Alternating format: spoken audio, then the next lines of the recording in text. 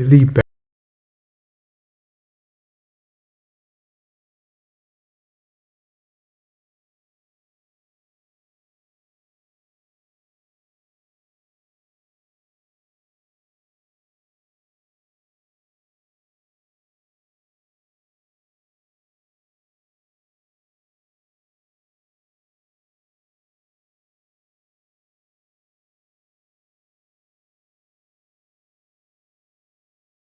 Reels में इसके ऐसे एडिट ज़रूर देखे होंगे, अगर नहीं तो इमेजिन करो कि तुम एक मांगा आर्टिस्ट हो और तुम्हारी मांगा खूब हिट हुई है, पर जस्ट बिफोर तुम अपनी मांगा की एंडिंग भी सोच पाओ, तुम्हें किसी से पता चलता है कि तुम्हारी मांगा का कैरेक्टर किसी दूसरी कंट्री में किसी दूसरी मांगा में ऑलरेडी एग्जिस्ट करता है।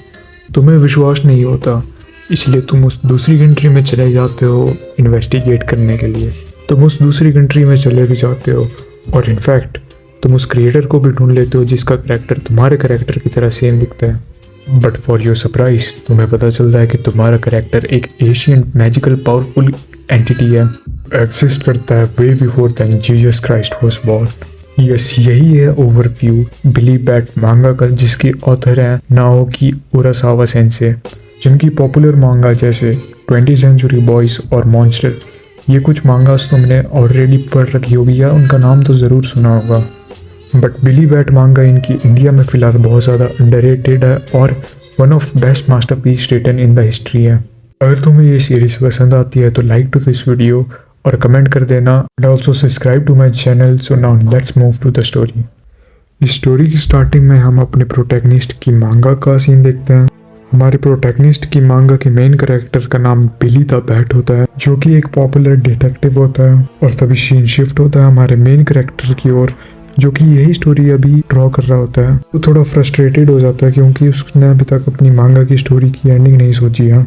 और तभी उसे अपने पब्लिशर की फ़ोन कॉल आती है, जो कि उसे अपनी मांगा लिखने के लिए प्रेशराइज कर रहा होता है। उसके बाद वो थोड़ा और ज़्यादा फ्रस्ट्रेटेड हो जाता है, पर उसका असिस्टेंट उसे थोड़ा चिल होने को कहता है। यहाँ पे हमारे मेन कैरेक्टर का नाम रिवील होता है। हमारे मेन कैरेक्टर का नाम है केविन और उसके असिस्टेंट का नाम है चार्ली। तभी उनका दरवाज़ा नॉक होने लगता है और जैसे वो दरवाज़ा खोलते हैं उन्हें 2 पुलिस वाले मिलते हैं। वो दोनों पुलिस वाले अपना अपना नाम बता के सीधा अंदर घुस जाते हैं। चार्ली उन्हें कन्फ्रंट करता है। वो कहता है कि आप ऐसे ही किसी की भी प्रॉपर्टी में ऐसे नहीं घुस सकते अंदर, पर पुलिस वाले कहते हैं कि हमारे पास कंसेंट है तुम्हारे लैंडलॉर्ड का। वो पुलिस वाले चार्ली की विंडो से बाहर देखते हैं और कहते हैं कि ये एकदम परफेक्ट स्पॉट है। तो चार्ली उन्हें पूछता है किस चीज़ के लिए। तो पुलिस वाले उसे बताते हैं कि हमें सस्पेक्ट हो रहा है कि सामने वाली खिड़की पे एक रशियन स्पाई रहता है। तो चार्ली उनकी बात सुन के कहता है एक और रशियन स्पाई। तो वो पुलिस वाले चार्ली को पूछते हैं एक और रशियन स्पाई। तो चार्ली उनकी बात का रिप्लाई देते हुए कहता है कि हमारे लैंडलॉर्ड के हिसाब से तो सारा का सारा नेबरहुड ही रशियन स्पाई है। और तभी उनमें से एक पुलिस वाले की नज़र चार्ली के मांगा पैनल्स के ऊपर जाती है। वो इस कॉमिक को रिकॉग्नाइज कर जाता है और कहता है कि ये तो वही फेमस बिली बैट कॉमिक है। वो कहता है कि मैं इस कॉमिक का बहुत बड़ा फैन हूँ। और तब उसे पता चलता है कि चार्ली ही उस मांगा का ऑथर है और उसमें से दूसरे पुलिस वाला इसमें ज़्यादा इंटरेस्टेड नहीं होता। वो एक मांगा पैनल उठाता है और कहता है कि मैंने इस बैट को पहले कहीं देखा है।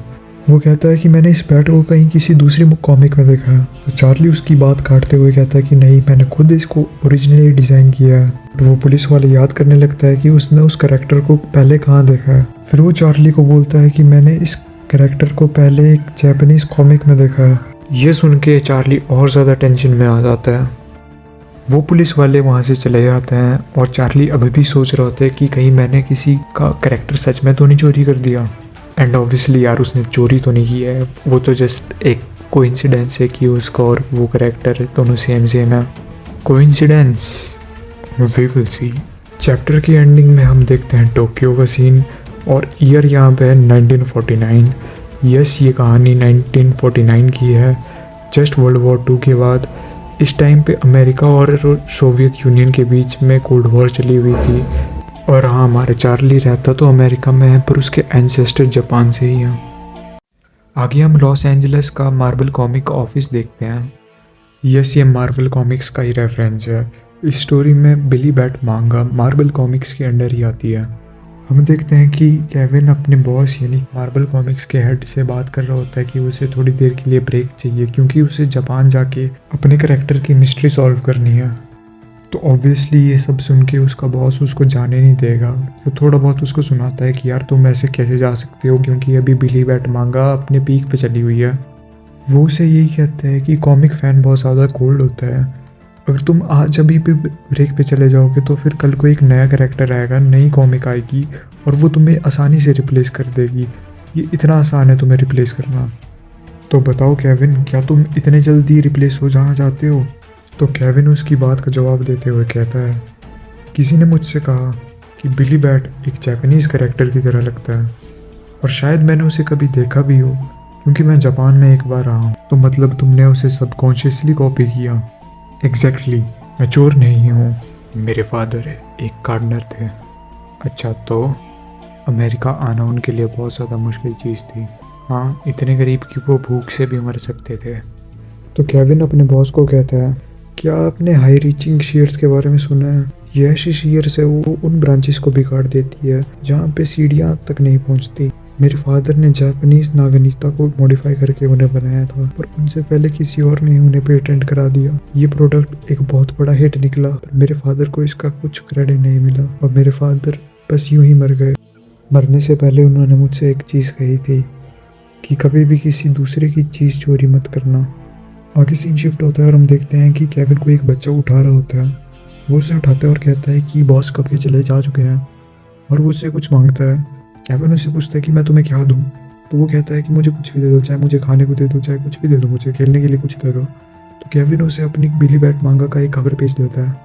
आगे हम देखते हैं कि वो बच्चा खुशी खुशी वहाँ से चला जाता है और केविन को उसका पुराना दोस्त चार्ली आवाज़ डाल रहा होता है। आगे हम देखते हैं कि वो दोनों दोस्त बस आपस में ही बात कर रहे होते हैं। चार्ली उसे बताता है कि मैं जापानीज नेशनल रोड प्रेसिडेंट शियोमा के लिए एक ट्रांसलेटर का काम करता हूँ। यहाँ पे हम प्रेसिडेंट शियोमा और केविन का एक आई कांटेक्ट देखते हैं। आगे हम देखते हैं कि केविन उस जगह से बाहर निकलता है। उसे वही बच्चा मिलता है जिसे उसने अपनी बिली बैट मांगा का कवर दिया था। वो बच्चा उससे कहीं इशारा कर रहा होता है। केविन को समझ नहीं आ रहा होता है कि वो बच्चा क्या कहना चाहता है, पर वो बच्चा केविन को कहीं खींच के ले जा रहा होता है। हम देखते हैं कि वो बच्चा केविन को एक बुढ़े के पास ले जाता है। वो बुढ़ा केविन को कहता है कि अच्छा, तुम ही हो वो जो इसे ढूंढ रहा है। केविन थोड़ा घबराते हुए कहता है कि हाँ, मैं ही इसे ढूंढ रहा हूँ। वो बुढ़ा केविन को बताता है कि उसने इस बैट को पहले कहीं देखा है। तो केविन उससे पूछता है कि आपने इस टैटू को पहले कहाँ देखा है? तो बुढ़ा बताता है कि एक आदमी की पीठ में मैंने इसका टैटू देखा है। आगे हम देखते हैं कि चार्ली किसी से पूछ रहा होता है कि आपने ऐसे बैट के टैटू को कहीं देखा है, एंड ऑब्वियसली उसी बुढ़े ने चार्ली को यहाँ पे भेजा होता है।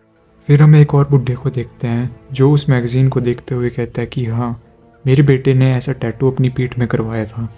वो चार्ली को बताता है कि यहाँ के अंडरग्राउंड क्रिमिनल्स ऐसा टैटू अपने शरीर में करवाते हैं।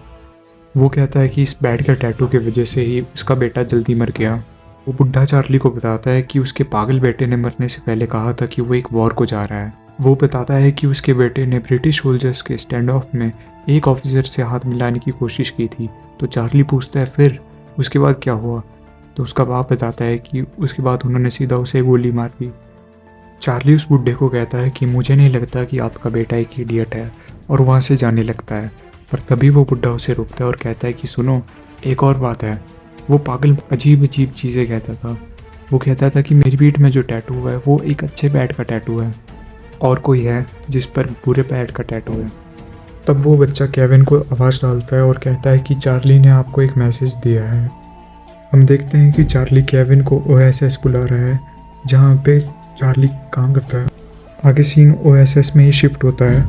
हम देखते हैं कि दो सोल्जर्स केविन से उसकी आईडी मांग रहे होते हैं। केविन थोड़ा घबरा जाता है, पर चार्ली पीछे से आवाज़ डालता है उसे और वो उसे अंदर आने के लिए कहता है। आगे हमें ओएसएस की फुल फॉर्म पता चलती है जो कि है office of strategic services. Charlie Kevin को पूछता है कि तुम यहाँ पे पहली बार आए हो? केविन कहता है कि हाँ, मेरा यहाँ पे पहली बार है। आगे चार्ली एक बहुत बड़ा दरवाज़ा खोलता है जिसके अंदर हमें बहुत सारी किताबें दिखाई देती है। चार्ली केविन को बताता है कि इस प्लेस में पूरे के पूरे जापानीज एशियन टेक्स्ट रखे हुए हैं। हम इन्हें चेक करते हैं और जो हमें नहीं चाहिए होता है हम उन्हें जला देते हैं। केविन हैरान होते हुए कहता है कि यहाँ पे तो स्क्रोल्स भी है। तब चार्ली केविन को आवाज़ डालता है और कहता है कि ये देखो, मैं तुम्हें कुछ दिखाना चाहता हूँ। चार्ली केविन को कहता है कि ये कितनी कमाल की बात है, यूएस मिलिट्री और तुम दोनों ही एक ही चीज़ के पीछे पड़े हुए हो। आगे हम देखते हैं कि चार्ली केविन को एक एशियड बुक दिखा रहा होता है जिसका टाइटल होता है द ब्लैक बैट मैन्युस्क्रिप्ट, और उसमें एक बैट की ड्राइंग भी है। आगे चार्ली कहता है कि जिस सीक्रेट सोसाइटी के पीछे यूएस मिलिट्री है और तुम्हारा कैरेक्टर, इन दोनों का सिंबल एकदम सेम है। चार्ली कहता है कि चलो बाहर चलता है, मुझे तुमसे बात करनी है, और दोनों एक रेस्टोरेंट में चले जाते हैं। आगे हम देखते हैं कि दोनों दोस्त मस्त आपस में खाना खा रहे होते हैं, और तभी चार्ली केविन को पूछता है कि तो तुम्हें कोई सवाल नहीं है? तो केविन कहता है कि किस बारे में? चार्ली कहता है कि ये देखो, इस बुक से तुम्हारा कैरेक्टर आया है। तो केविन कहता है मुझे नहीं पता, मैंने कभी इस बुक को पहले नहीं देखा। चार्ली कहता है कि नो वे, ऐसे नहीं हो सकता, तुम तब जो लास्ट टाइम जापान में थे तुमने ज़रूर न ज़रूर इसे कहीं ना कहीं देखा होगा। चार्ली उसे दिमाग में जोर लगाने के लिए कहता है और कहता है सोचो सोचो, तुमने ज़रूर इसे देखा होगा। केविन कहता है नहीं, मुझे नहीं लगता, पर तभी उसे थोड़े फ्लैशबैक आने लगते हैं और उसे एक पिलर में बैट का साइन दिखता है। यहाँ पे चार्ली थोड़ा हरामखोर बनता है और कहता है कि तुम्हारी कॉमिक एक बहुत बड़ी हिट है ना, तुम वो फेमस कॉमिक आर्टिस्ट बन रहे हो जो तुम बचपन में सोचा करते थे। जो ये कितना बुरा होगा कि लोगों को पता चलेगा कि एक फेमस अमेरिकन कॉमिक एक जापानीज मिथ से कॉपी की गई है। ये एक बहुत ज़्यादा बुरी न्यूज़ होगी। सोचो तुम्हारी पूरी पॉपुलैरिटी एक रात में गायब हो जाएगी। और ये कहते हुए वो थोड़ी शराब मंगाता है। चार्ली केविन को कहता है अगर तुम मुझे थोड़े पैसे दोगे तो मैं बिल्कुल चुप रहूँगा, मैं एक अक्षर भी नहीं बोलूँगा अगर तुम मुझे थोड़े से पैसे दे दोगे तो। केविन का सर घूमने लग जाता है, उसे चक्कर आने लग जाते हैं और उसे अजीब अजीब सी आवाज़ें सुनाई देने लगती है।